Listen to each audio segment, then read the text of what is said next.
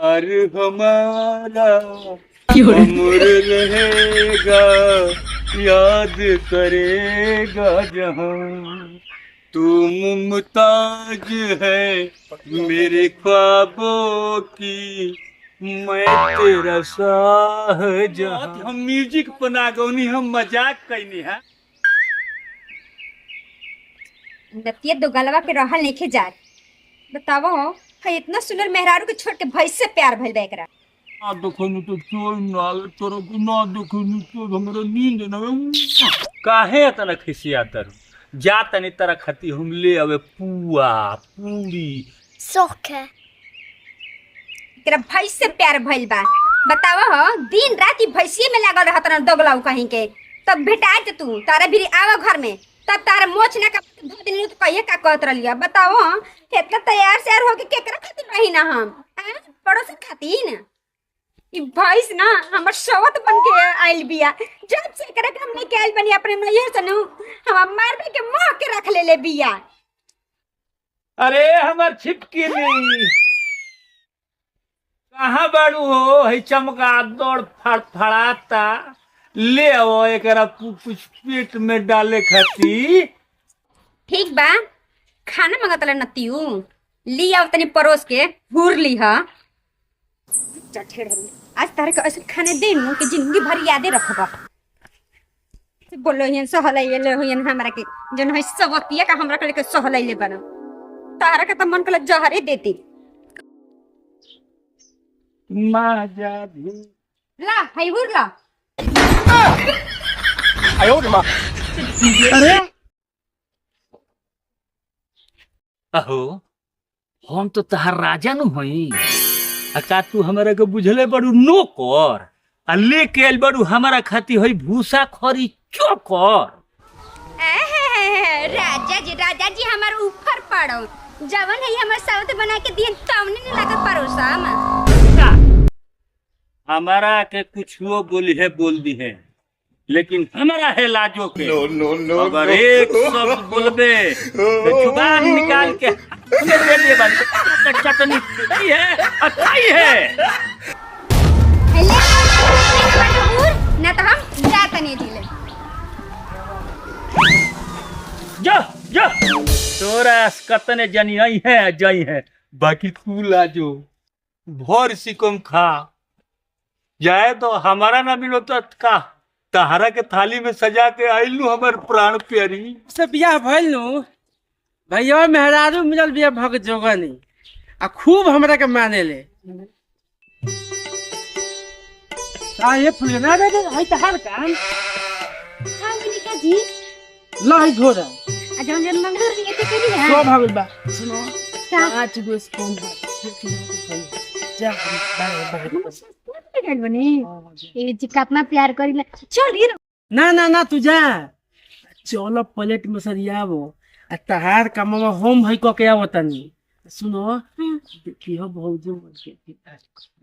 ठीक बजी जल्दी आई। ठीक बा चलो।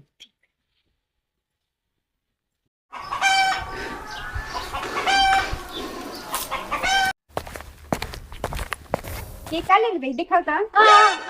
अरे कुछ नहीं दीदी ये मेरा दवाई हट गए। हां ई काची के दवाई रे तोरा तो कोनो बीमारी हो नहीं के भइल। नहीं के सोता तरी तो ऊँघी लग जात बाटे आ खा तनी तो पेटे भर जाता। क्यों रे बताओ आज हमारा मर्द हमरा से प्यार करी तो ही राड़ी आज दवाई के बहाना बना के झूठ बोल के हमरा से चल ना गल रही त।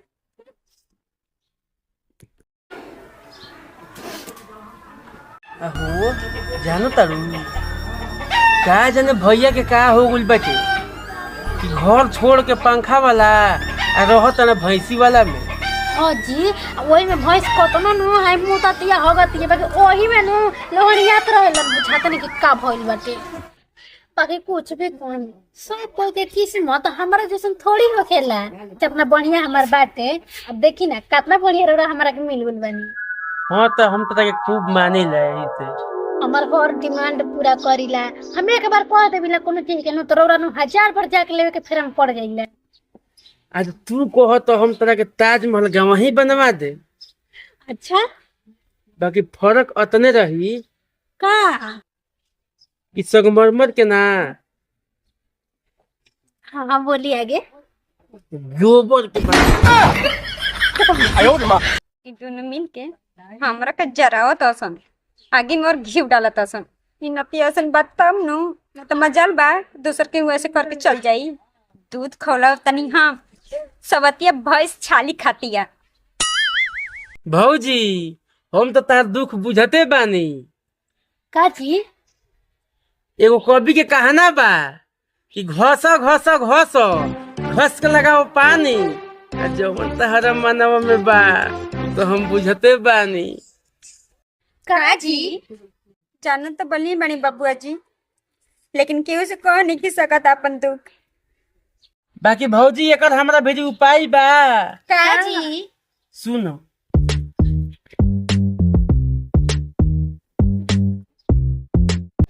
अच्छा हे हे, हम नहीं जानी ले चलो उपाय में लागल जाओ। चल कसम मंगरुआ के महकल मोजा के इस तरह के इहे ना बुझाइल कि हम कुछो बोली सीरियस हो जालू कहीं न हमरे से प्यार करेलू। तेरा सुहाना लगता है तो दिल दीवाना लगता है पल भर में कैसे बदलते हैं रिश्ते हर कोई अपना बेगाना लगता है दूल्हे का सेहरा सुहाना लगता है सुहाना लगता ना लगन ना कोनो बाजा ना साटा ना केहू के बियाह ई बियाह के गीत के करा खातिर गावता हो तरह से रे लाजो के खबरदार हम अपना जियत जिंदगी में हमारा लाजो के बियाह वो बुआरा पाड़ा से ना होके दे समझ लो सा उ सरवा महापियो को नालियों का पानी पिएला सरवा छी भैया लाजो के बियाह कोनो पाड़ा से ना होई रबरा से होखी तोरा से